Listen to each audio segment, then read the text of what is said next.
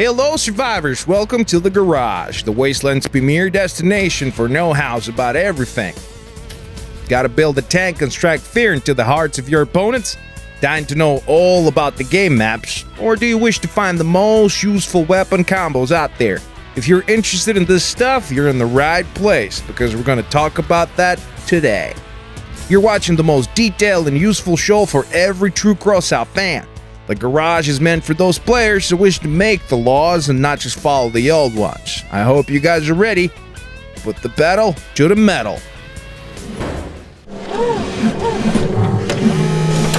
In the previous episode, we covered the bridge, learned how to navigate it, and where to fight in order to stay on top of your competition. Today, we will go even deeper and learn some tricks about the old town. This map is one of those few narrow combat zones in the game. Its name says it all about its structure and layout. Welcome to the ruins of a small town, which hosts nothing but rubble and a mad raider. The map is split into 4 key areas. There are 2 areas where the ruined buildings come packed, especially close, one in the west and one down south. The center of the map has a small overgrown square with a capture point on it. To the right of the square are ruins of a church, sticking out from the ground like jagged teeth. The teams begin the match in the opposite corners of the map, and will have to go through the narrow housing areas to get to each other. This is where the battle gets the bloodiest. The old town is a perfect map for light rides and close-range weapons, such as shotguns. A quick ride can easily rush out from cover, unload a whole drum of high-caliber shotgun shells, and vanish behind a corner in a flash. Hit-and-run tactics will work great for rides equipped with blades and explosive spears. If you have saws and drills, well, that's even better. Especially if you've got some armor, you can simply push your enemy into a wall and rip them apart. Sniper and missile rides will not like it here, to be frank. Their main advantage is to fire from afar, and here, it's a no-go. Now, the major aim of this map is to capture the point in the middle, which is risky business to say the least. The terrain around there is wide open and can be fired upon from 3 key approaches, from 2 town blocks and from the ruined church. The ruins provide some cover, but it is tricky to use right. All the enemy will have to do to counter the church ruins is to slightly change position and fire at your wide open flank. When that happens, relocating away from the church can prove tricky, since this entire sector is usually in someone else's crosshairs at all times. That's why all clashes in the middle turn into real meat grinders. Both teams usually fight hard here, shooting at the enemy who are all too keen to pay in kind. Rushing to the middle to be caught in crossfire is, well, it's a bad idea, okay? Wait for your team to make a consolidated move there first. If you're brave enough, you can try this. Outflank the enemy through one of the town blocks and try to damage as many enemy rides as you can while your own vehicle is still driving. Anything else here can be done with moderate to no success at all. In theory, you and your team can go on the defensive and dig in, hoping this positional war will turn in your favor. But if the round timer runs out and your team has fewer vehicles than the enemy, it will be a grandiose failure indeed. You know, trying to wait it out in the game where rounds last only 3 minutes is not a sound tactical solution. This week we decided to take a look at some of the tanks built by our players. I made it quite literally. We'll take a closer look at heavy tracked vehicles. It was no surprise given the creativity of Crossout players that we found plenty to choose from. Tank Reno FT. Author, Grand Theft Auto 5. Color, none.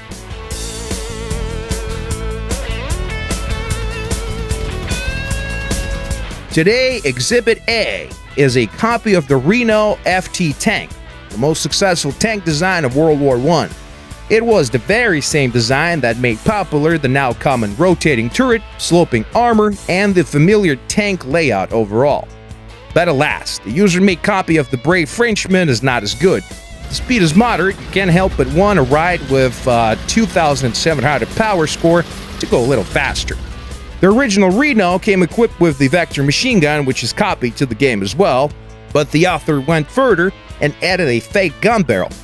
Technically speaking, this is a controversial design choice. You can't really do that much in battle with a single machine gun, nor can this particular build ram particularly hard to destroy anything. The total of 7 points of energy leave very little room for weaponry. You cannot afford to get a second gun here. I mean, hey, a Reno tank with 2 cannons is an unforgivable historical mistake, we know. But would you care about all that when the bullets start whistling by, huh? The final verdict is a sad one. In its current state, this craft is only good for history buffs and historical tank enthusiasts. In all other regards, this little French tank requires a new generator and a better cabin. Then it might be made into a decent fighting vehicle for the wastes. The Behemoth V2. Author, Yum Yum Orange. Color, Digital Desert.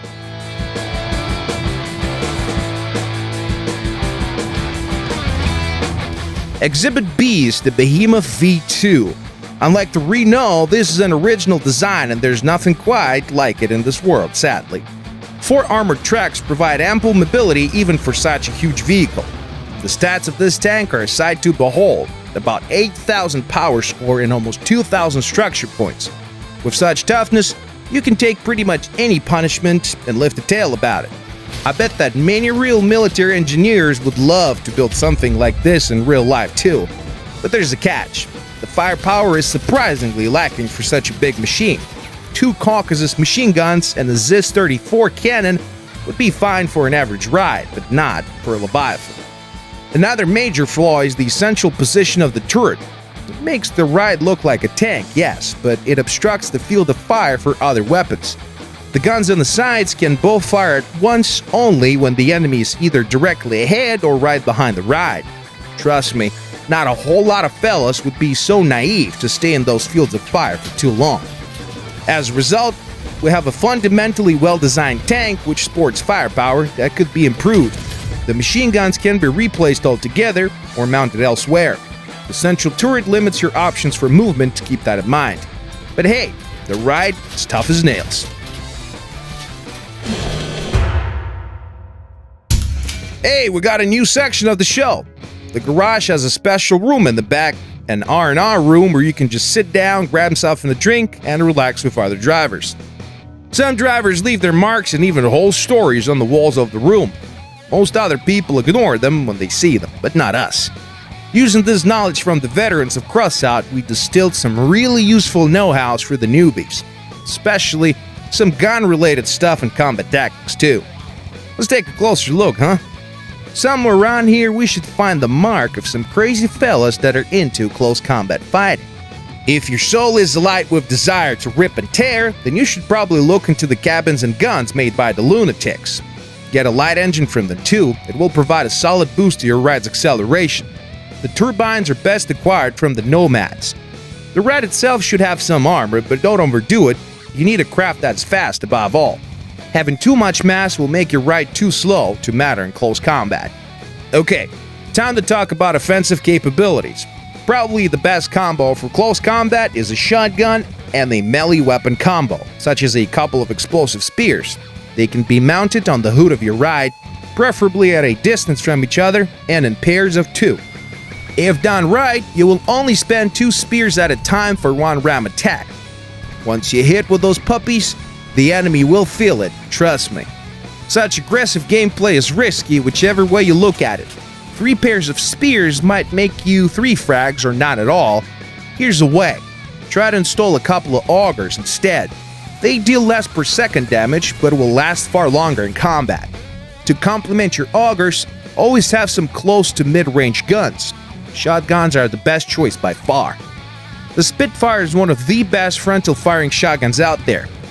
You can protect them from the side with blades. The enemy will have to work hard to disarm your ride, and at the same time you will maintain good visibility. If you plan to use shotguns in pairs, take a good look at the Sledgehammer shotgun. High-speed gameplay close to the enemy is virtually impossible without a stealth module. Make sure to allocate all the resources required to get a chameleon module, which can render your ride transparent for a little while. As soon as you get close enough to the enemy, it's time to hit the target with your spears, augers, and a decent shotgun salvo up close. Then it's time to regroup, get your bearings, and prepare for another attack. Naturally, you cannot call this loadout truly universal, since every craft has a limit for parts. The drivers that are into going close up and personal, The guys that enjoy listening to metal scraping the metal will have to find a balance between installing more explosive spears or getting a new auger, or perhaps an extra shotgun. Some might want to make a change of pace following a few good rams and use their machine guns at medium range. Perhaps the difficulty of such gameplay style might make you consider an altogether different approach to warfare in the game. But the most promising loadout is the one we showed you today in the arsenal. A big thanks to all the fighters that risked their lives trying to discover this valuable knowledge.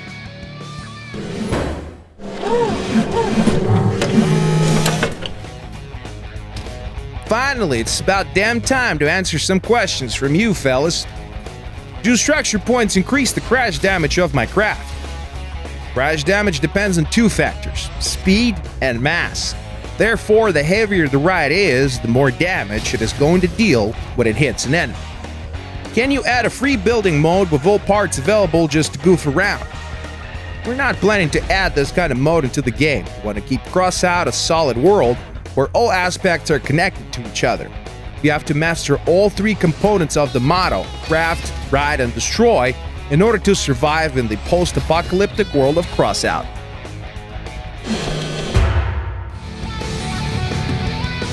This is all we have time for today. Expect to hear more from me in 1 week. The best is yet to come, folks. Be seeing ya.